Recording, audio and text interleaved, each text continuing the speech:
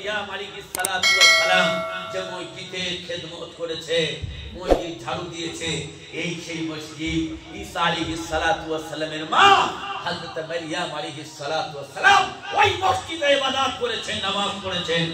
আজকে ইসরায়েলি মাল আমরা খাচ্ছি। আমার ভাইয়ের, আমার ফেয়ার লাভলি ইসরায়েলি মাল। আমাদের সামনে অনেক কিছু আছে যা আমাদের বাজারে চলছে, এগুলো যে মাওলানা বলতে চাইবে সে মাওলানা খারাপ। আইনি চ্যালেঞ্জ আমি নুর আলম দায়িত্ব নিয়ে বলতে চাই, আমার কথা মিডিয়াও রাখছে, সারা পৃথিবী শুনতে পাচ্ছে। ওই নাস্তিক, ওই ইহুদি, ওকে ভিখারির ঝুলি কাজে দিতে হবে। ইসরায়েলি মাল কেউ ব্যবহার করব না, বলো ইনশাআল্লাহ। নারায়ে তাকবীর, আরে করে বলো নারায়ে তাকবীর। ইসরায়েলি মাল খবরদার বয়কট করুক। আপনারা খাবেন না, ব্যবহার করবেন না। যেমন বিভিন্ন লাখ সাবান, এ হলো শয়তানের জায়গা থেকে এসেছে। আপনি কোনদিন চাইবেন? আজকে সেই মসজিদুল আকসা, আজকের কাফেরেরা, বেঈমানেরা আজকের চারিদিক থেকে তারা ভেমুর বলতার মতো আল্লাহর পবিত্র ঘরকে পূজারি অবস্থায় বানানোর পরিকল্পনা, পরিকাঠামো চলছে। আমার ভাই, আজ পর্যন্ত টুকটাক যুদ্ধ চলে যাচ্ছে, কিন্তু কোনো কিছু করতে পারেনি। তার একটাই কারণ, মসজিদুল আকসার ইমামকে গুলি করে মেরে দিয়েছে, মুয়াজ্জিনকে মেরেও দিয়েছে, চারিদিক থেকে নামাজ বন্ধ, সমস্ত ইবাদত বন্ধ। কিন্তু আল্লাহর কত বড় হিম্মত আর বৈশিষ্ট্য! আল্লাহ পাক বলেন, আমার ঘর হলো পবিত্র, যে ঘরে একবার আযান হয় কিয়ামত পর্যন্ত সেই ঘরে আযান হবে। জোরে বলো সুবহানাল্লাহ। কোন জায়গায় লোক মানুষ কোনো কিছু নেই। ইসরায়েলের সেনাবাহিনী মসজিদুল আকসার ভিতর থেকে আযানের আওয়াজ শুনতে পাচ্ছে। আল্লাহু আকবার, আল্লাহু আকবার, আল্লাহ হলো মহান, আল্লাহ হলো বড়, আল্লাহ ছাড়া কোনো ইলাহ নাই। যদি বলা যাবে সুবহানাল্লাহ, নারায়ে তাকবীর। আজকে আমাদের মসজিদ কানা করে ফেলেছি। মসজিদুল আকসার ভিতর থেকে আওয়াজ আসছে, হাইয়া আলাস সালাহ, নামাজের দিকে এসো। একটা মসজিদুল আকসা বন্ধ করেছে, হাজার মসজিদুল আকসা খোলা আছে। সেই জায়গায় গিয়ে নামাজ প্রতিষ্ঠা করো, নামাজ আদায় করো। আমার ভাইরা, আমার আজকের আমাদের কাছে সবথেকে বড় প্রথম কিবলা হলো সেই বাইতুল মুকাদ্দাস, ফিলিস্তিন। আল্লাহ রাসূল ওই মসজিদে সর্বপ্রথমে নামাজ পড়েছেন, আর ওই মসজিদ থেকে আল্লাহ রাসূল সাল্লাল্লাহু আলাইহি ওয়াসাল্লাম সূরা বনী ইসরাঈল অবতীর্ণ হয়েছেন। সেইখান থেকে সিদরাতুল মুনতাহায় পৌঁছেছেন। ওই জায়গাটা কত বড় বরকত জানেন? ফিলিস্তিনে ওই মসজিদ, এইটা নিয়ে টানাটানি কেন? ওই মসজিদটা নিয়ে এত মাতামাতি কেন? তার কারণ আছে, ওই মসজিদের বরকত আছে। আল্লাহ রাসূল সাল্লাল্লাহু আলাইহি ওয়াসাল্লাম আরো অন্যান্য নবী, সমস্ত নবী ওই বাইতুল মুকাদ্দাস প্রতিটা নবী ইবাদত করে গেছেন। আমার ভাইরা, ওই মাটির দাম, ওই জায়গার দাম, ওই খুঁটির দাম, ওর মাটির দাম, আল্লাহ পাক ওই দেশের দাম এত সুন্দর তৈরি করেছে। আমাদের কাছে কোনো দাম নেই, কোনো কিছু মনে হয় না। আজকে থেকে তওবা করে নিন। ফিলিস্তিনি যত ইসরায়েলি মাল আছে সব কিছু বয়কট করুন, ফেলে দেবেন, পাতে রোগড়ে দেবেন, পুকুরে ফেলে দেবেন। জীবনে কোনোদিন আপনারা কিনে ব্যবহার করবেন না। আজকের যত ইসরায়েলি মাল প্রোডাক্ট গুলো বার হয়েছে, আমাদের কাছে সব থেকে ভালো একটা সাবুন আছে, স্যাভলন। এ হলো সেকেন্ডা মাল। মেয়ে ছেলেরা মুখে মাখা যত মাল আছে, নিচে লেখা আছে ইসরায়েল বলে। দেখবেন আপনি একটা মুসলমান হয়ে আপনি ইসরায়েলি মাল কিভাবে ব্যবহার করছেন। ও তো আল্লাহর নবীর শত্রু, ঈমানের শত্রু, কোরআনের শত্রু, সারা গোটা মুসলিম জানের শত্রু। আপনি সেটা কিভাবে ব্যবহার করছেন? আপনার তো লজ্জা থাকা দরকার। আপনি লেখাপড়া যদি না জানেন, হাইতে একটা মানুষকে ডেকে জিজ্ঞাসা করেন, এটা কি ইসরায়েলি মাল? এটা বন্ধ করুন। আপনি চালাবেন না, শয়তানকে কোনোদিন মদত করবে না। আমার ভাইরা, আমার আল্লাহর নবী মুহাম্মদুর রাসূলুল্লাহ সাল্লাল্লাহু আলাইহি ওয়াসাল্লাম ওই ফিলিস্তিন মসজিদ থেকে নিয়ে চলে গেছে কোথায়? সিদরাতুল মুনতাহা, আল্লাহর আরশ আজিম। সেই জায়গায় যখন যাচ্ছে, বোরাক যেতে যেতে যেতে যেতে আর বোরাক যাচ্ছে না, দাঁড়িয়ে গেছে। হযরত জিবরিলকে বলছে চলুন হে আল্লাহর রাসূল, আর আমার হুকুম নেই, এবারে যদি আমি যাই আমার ডানা পুড়ে শেষ হয়ে যাবে, আমি আর জায়গায় যেতে পারবো না, আমার আর হুকুম নেই। দেখুন না ওখানে লেখা আছে নো এন্ট্রি, আমার পক্ষে সম্ভব না। কলকাতায় এমন কিছু জায়গা আছে সেখানে নো এন্ট্রি লেখা আছে, গাড়ি পার্কিং করতে পারবে না, কোনো মানুষ ঢুকতে পারবে না, তাই তো? আল্লাহর আরশ আজিম, সাত আসমানে নো এন্ট্রি লেখা আছে, কেউ আসতে পারবে না এই জায়গায়। আল্লাহ রাসূল সাল্লাল্লাহু আলাইহি সাল্লাম তিনি উপরে তাকাচ্ছেন, নিচে তাকাচ্ছেন, সাদা দুধের মতো। কোথায় এলাম? শুধু মেঘ আর মেঘ। কোথায় আমার মাটি, কোথায় আমার আল্লাহ আমাকে এই পর্যন্ত নিয়ে এলো, আর আমি কোথায় এখন আছি, কি অবস্থা হবে? আল্লাহ পাক আয়াতুল কুরসি নাযিল করছেন, আল্লাহু লা ইলাহা ইল্লা হুয়াল হাইয়ুল কাইয়্যুম, অলওয়েজ প্রেজেন্ট। তোমার আল্লাহ আছে, থাকতে থাকবে। তুমি মনে মনে করছো, আকাশের দিকে তাকাচ্ছ, আল্লাহ নেই। লাহু মা ফিস সামাওয়াতি ওয়া মা ফিল আরদ, তুমি জমিনে তাকাও, আমি জমিনের মালিক। তুমি মনে মনে করছো আল্লাহ দেখতে পাই নাই, আল্লাহ ঘুমিয়ে পড়েছে। আল্লাহ রাব্বুল আলামিন বলেন লা তাখুদুহু সিনাতু ওয়া লা নাওম, তোমার আল্লাহর ঘুম তো দূরের কথা, তোমার আল্লাহর চোখে একটুখানি দরুন পর্যন্ত আসে না। জোরে বলা যাবে না সুবহানাল্লাহ? ভাই আল্লাহর চোখে ঘুম আছে? জোরে বলেন আল্লাহর চোখে ঘুম আছে? তার কারণ মখলুকের ঘুম আছে, অলসতা আছে, আল্লাহ কোনদিন। ও ভাই আল্লাহ ঘুমায়? কি জন্য ঘুমায় না? কেন ঘুমায় না? আমরা সব ঘুমাই, আল্লাহ কেন ঘুমায় না? হযরত মুসা আলাইহিস সালাতু ওয়াস সালাম আল্লাহকে বলেন, আল্লাহ তুমি কেন ঘুমাও না? আল্লাহ বলেন, হ্যাঁ আমার মুসা, ঘুমানোর কোন একটুখানি আমি সময় পাই না যে ঘুমাবো। বলে কেন ঘুমাও না আমাকে বলতে হবে। নবী আর আল্লাহর কথা তো, তাই না? বন্ধু বন্ধুর সঙ্গে সব চলে, সবার সঙ্গে সেটা কি চলে? কি চলে? চলে না। এখন তো বাপ বেটার সঙ্গে আর কি বলছে, বলে আরে আমরা ভাই ভাইয়ের মতো। ছি ছি ছি ছি ছি, বলে বুঝতে পারে না বাপ কেমন আর বেটা কেমন, সব একই মান। কি গো, চা দোকানে বসে বসে বাপ তাস খেলছে দাড়ি রেখে, ছেলেও খেলছে ছক্কা। আল হায়া মুশাব্বাতুন মিনাল ঈমান, লজ্জা হলো ঈমানের একটা বিশেষ অঙ্গ। যার মধ্যে লজ্জা নেই সে কোনোদিন মুসলমান নয়। হ্যাঁ, কি আশ্চর্য! ভাইরা আমার, আল্লাহর নবী মুহাম্মদুর রাসূলুল্লাহ এরপর যখন এই কথাটা ভেসে এলো, আয়াতুল কুরসি, কুরসি মানে মই বা সিঁড়ি, অমনি যখন কুরসি এলো, কুরসির উপর থেকে হেঁটে হেঁটে গিয়ে আল্লাহর আরশে উঠবে, জুতোটা খুলে জান্নাতে ঢুকতে যাবে। আল্লাহ পাক দেখতে পেয়ে বলে, আয় আমার হাবিব, আয় আমার বন্ধু, তুমি জুতো নিয়ে আমার জান্নাতে প্রবেশ করো বন্ধু।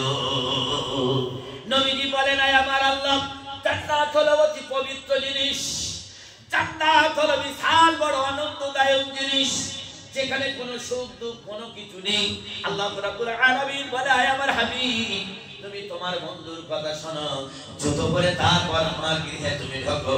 আল্লাহর নবী মুহাম্মদুর রাসূলুল্লাহ উত্তর দিলেন, হে আল্লাহ, আইয়ুব নবী এসেছিল, মুসা নবী এসেছিল, দাউদ নবী এসেছিল, সমস্ত নবী আপনার সঙ্গে মোলাকাত করার জন্য বাইরে জুতো খুলে তারপর ঢুকেছে, আপনি আমাকে জুতো পরে কেন জান্নাতে ঢুকতে বলছেন?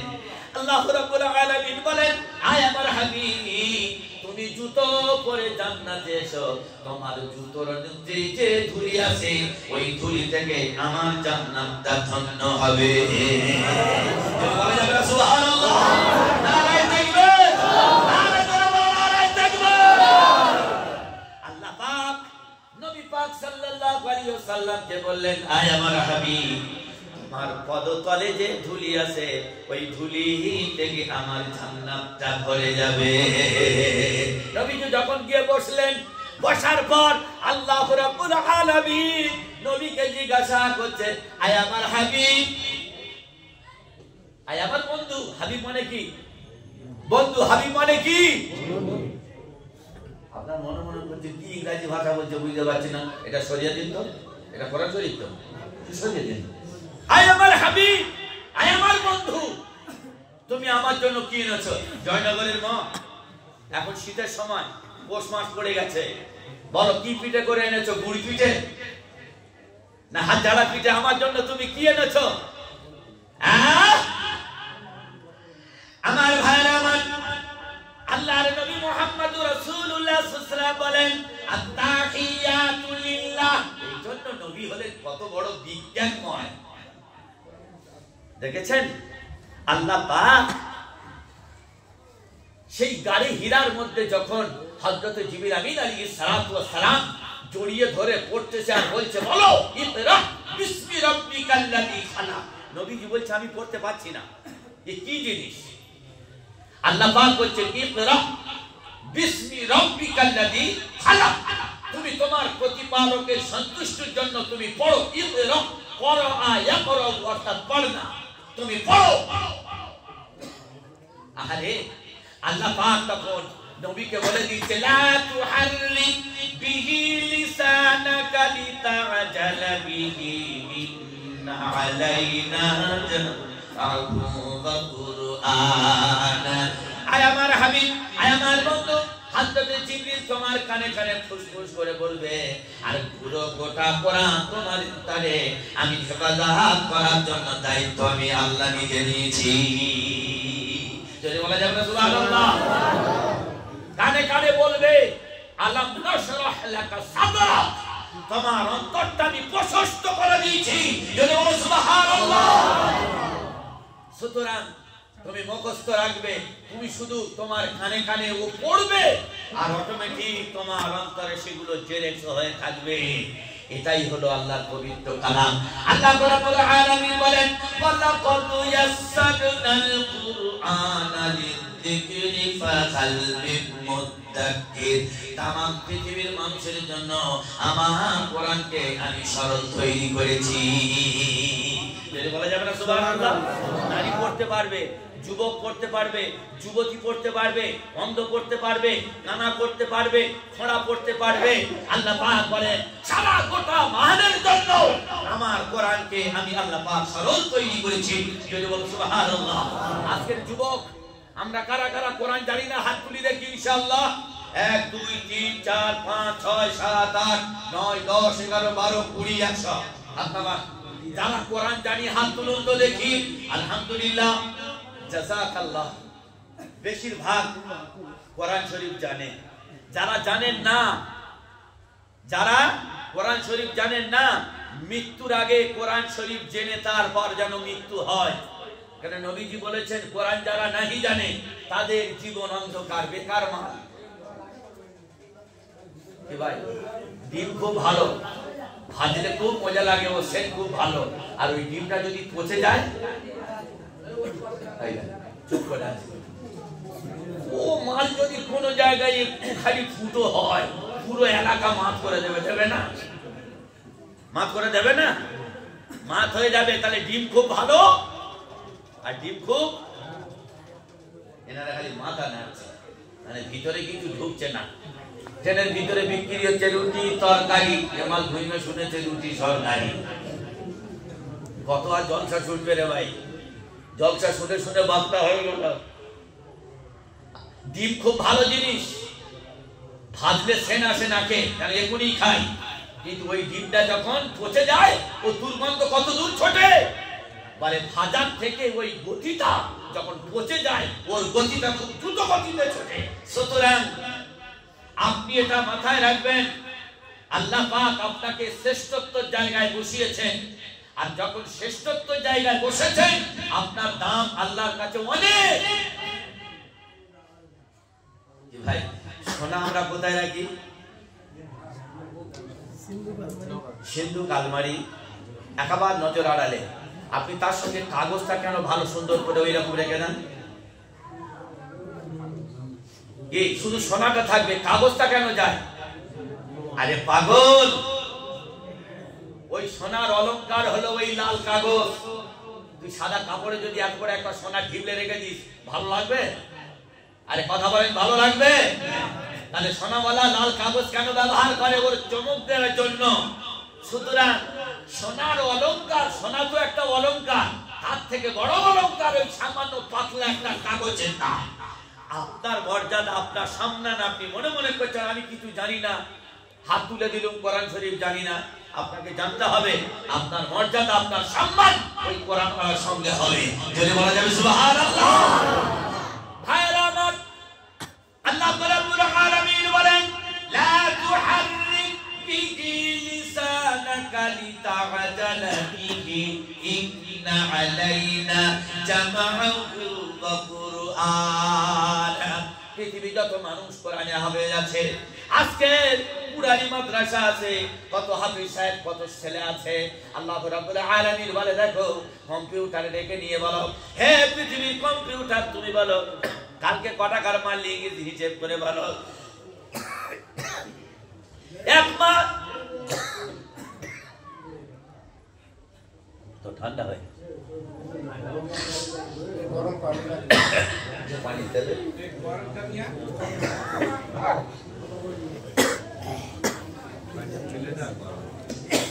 আল্লাহ পাক এই মানুষের জন্য এত বড় নিয়ামত দিয়েছেন যা পৃথিবীর কোন মানুষ আবিষ্কার করতে পারবে না।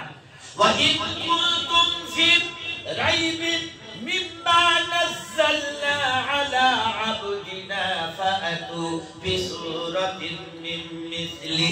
আল্লাহ রাব্বুল আলামিন বলেন, হে পৃথিবীর কোন কাফের আছো, একজন মাথা চাড়া দিয়ে ওঠো, আমার কোরআনের বিরুদ্ধে একটা আয়াত রচনা করে তোমরা দেখাও। আল্লাহ রাব্বুল আলামিন বলেন, কিয়ামত পর্যন্ত তোমরা যদি রেডি থাকো। আল্লাহ রাব্বুল আলামিন বলেন, জীবনে কোনদিন তোমার বাপ কেলে সম্পত্তি নয়। আল্লাহ রাব্বুল আলামিন বলেন, কোরআনের বিরুদ্ধে একটা আইন রচনা করতে পারবে না। যদি বলো সুবহানাল্লাহ। নারায়ে তাকবীর, আরো জোরে বলো নারায়ে তাকবীর। আল কোরআনের আলো, নারায়ে তাকবীর। আমার ভাইরা আমার, আল্লাহ রাব্বুল আলামিন বলেন, এই কিতাব এমন কিতাব যদি কোন হাফেজের বুকের মধ্যে কম্পিউটার লাগিয়ে দিয়ে বলো, হে কম্পিউটার তুমি বলো এই মানুষের পেটের মধ্যে ছেলে আছে না মেয়ে আছে, বলে দেবে কম্পিউটার। কিন্তু একটা হাফেজের কোরআনের বুকের মধ্যে যদি কম্পিউটার লাগিয়ে দিয়ে বলো, হে পৃথিবীর কম্পিউটার তুমি বলো এই হাফেজের কোরআন এতটুকু বাচ্চা, এর মধ্যে কোরআনটা কোথায় আল্লাহ পাক সম্মানের সঙ্গে রেখে দিয়েছে। কম্পিউটার পুড়ে শেষ হয়ে যাবে, ছাই হয়ে যাবে, কোরআন কোথায় আল্লাহ রাব্বুল আলামিন লুকিয়ে রেখেছে, আল্লাহর কসম কম্পিউটার কোনদিন বলতে পারবে না। যদি বলেন সুবহানাল্লাহ, নারায়ে তাকবীর, আরে জোরে বলো নারায়ে তাকবীর। আজকে সেই কোরআনের মাহফিল, কোরআনের মধ্যে বাচ্চারা অনেকজন কোরআন পাঠ করেছেন। এই যার নাম কি? কোরআন পাক, পবিত্র কিতাব, আল্লাহর পবিত্র ঘর, যেখানে মক্তব চলে। একটা কোনো বাচ্চা এই রকম না থাকে যে আমার বাচ্চা কোরআন জানবে না,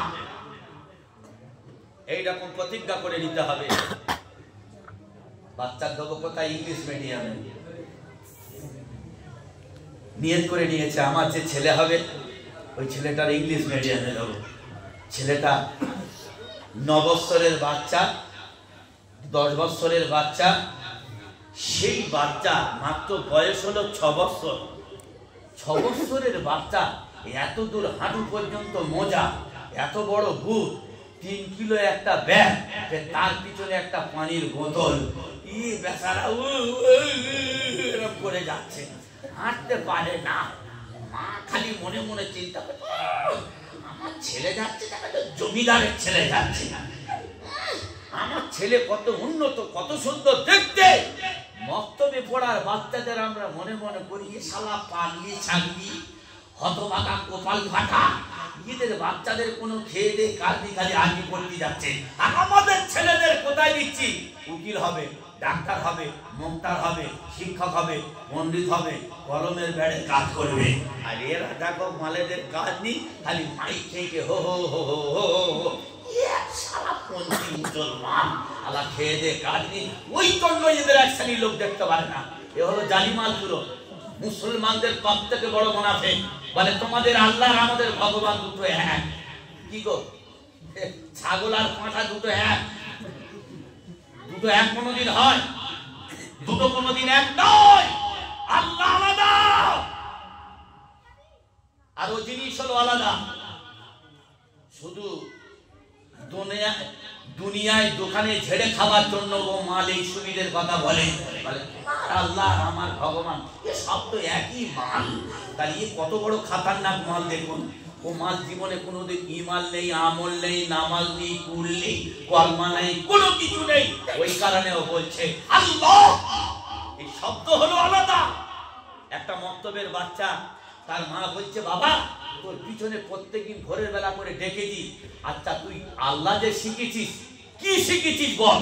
বলে মা আমি শুধু শিখেছি আল্লাহ। বলি আল্লাহ শিখতে এই 9 মাস চলে গেল, আল্লাহ তো আমি জানি। তা বলছে মা তুমি আল্লাহ জানো আর আমি আল্লাহ জানি, দেখি কার আল্লাহর ক্ষমতা বেশি। তা বলে কি করা যাবে? তা বলে এক কাজ করো, তুমি ওখানে আগুন ধরিয়ে দাও। মা আগুন ধরিয়েছে। আগুন ধরানোর পর মাকে বলছে আচ্ছা মা তুমি বলো আল্লাহ বলে, আর তুমি আগুনে ফুঁক দাও এইখান থেকে, আর 1 কিলোমিটার দূর আগুন জ্বলছে, এখান থেকে আগুনটা তুমি লিভিয়ে দাও। মা তখন বলতেছে ভাই তুই কোনোদিন হয়, তুই কি আমার বোকা পেয়েছি? আরে তা মাকে বলছে মা তোমার এটা বিশ্বাস আমি আল্লাহ যে জানি ও আগুন দিবা না, আর আমি যে আল্লাহ শিখেছি আল্লাহর কসম এইখান থেকে আগুনও লিভবে। আমার ভাইরা আমার, মা তখন আল্লাহ পরীক্ষা করছেন। 6 মাস আমি রাত্রিবেলা করে ডেকে দিয়েছি কেমনে করে আমার বাচ্চা আল্লাহ ওয়ালা হয়েছে, আগুনটা কিভাবে লিখে যায়। এরপর সঙ্গে সঙ্গে 1 কিলোমিটার দূর আগুন দাউ দাউ করে জ্বলছে, আর এখান থেকে পড়ছে কুল্লায়া নারুকুনি বারদাও ওয়া সালামান আলা ইব্রাহিম। এই দোয়াটা হুজুরা শিখিয়ে দিয়েছে। আল্লাহর নবী মুহাম্মদ রাসূলুল্লাহ বলেন যে জায়গায় বিশাল বড় আগুন ধরবে ওই জায়গায় যদি আয়াতটা তেলাওয়াত করো আর আগুন শুনতে যদি পায়, যত বড় কঠিন আগুন হোক না কেন ওই আগুনকে আমার আল্লাহ শীতল বানিয়ে দেয়। সুবহানাল্লাহ, নারায়ে তাকবীর, আরো জোরে বলো নারায়ে তাকবীর। আমার বাচ্চা এইরকম আল্লাহ শিখেছে, তুমি তো আল্লাহ শিখেছো, আর তোমার বাচ্চা আল্লাহ শিখেছে।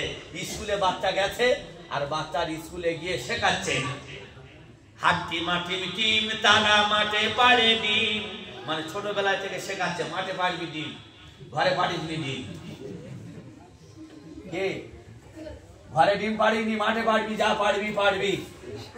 হাট্টি মাটি টিম আর হারমোনিয়াম বাজাচ্ছে, হাট্টি মাটি টিম তারা মাঠে পাড়ে ডিম, তাদের খাড়াই দুটো সিং তারা। কি হারমোনিয়াম চলছে। আর এবারে আমাদের ম্যাডাম শ্বশুর শাশুড়ির খেদমত, স্বামীর খেদমত সব বাদ দিয়ে হ্যান্ডিস ব্যাগটা হাতে করে নিয়ে গিয়ে ইংলিশ মিডিয়ামের প্লেটে বসে বসে পা নাড়া দিচ্ছে। যখন 4টের সময় স্কুল ছুটি হলো, ছুটি হওয়ার পর বাচ্চা নিয়ে যখন বাড়ি আসছে, বাড়ি আসার পরে তখন ছেলেকে জিজ্ঞাসা করছে বাবু সোনা আজকে ম্যাম তোমার কি পড়া দিয়েছে? বলে হাট্টি মাটি টিম তারা মাঠে পাড়েনি। মা পাটা ছড়িয়ে ধরে বলছে কত সুন্দর পড়া, মারও মুখস্থ হয়ে গেল, আর শাশুড়ির হাতের কোনো কাজ করে না। কথাটা বুঝে এসেছে? এটা একটা প্লাস পয়েন্ট, এটা সুযোগ। শাশুড়ি হয়েছে চুন্নি আর বউ হয়েছে গিন্নি। ধান চালের কাজ করবে শাশুড়ি, আর এই আরো জায়গায় বসে বসে ফুটো করবে, জরির কাজ করবে। এটাই হলো ওর সম্বল। আর কোন ওই কারণে অল্প বয়সে পাল বুড়ালি ভুলে যাচ্ছে, অল্প বয়সে মাথা চুল পেকে যাচ্ছে, কেন হাঁটা ছোটা করে না। বলে আমার কাছে আয় তোর পেট কাটবো, কিছু করার নেই। আমার ভাই আমার, মা শাশুড়ি সব কাজ করছে আর বৌমা হাট্টি মাটি টিম শেখাচ্ছে।